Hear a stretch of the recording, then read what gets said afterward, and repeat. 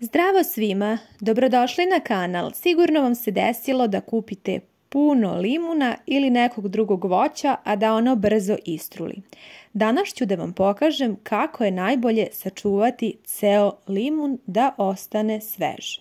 Najpre ćemo ga dobro oprati tako što ćemo limun potopiti u mešavinu sa 3 čaše vode i 1 čašom sirćeta.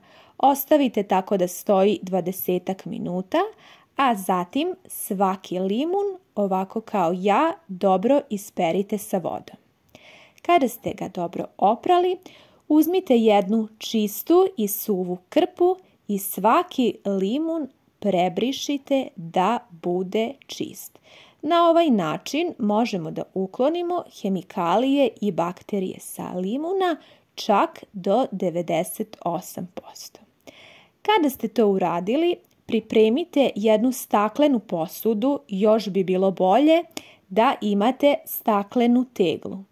Poređajte limunove u zavisnosti koliko limuna imate, takvu posudu i teglu koristite.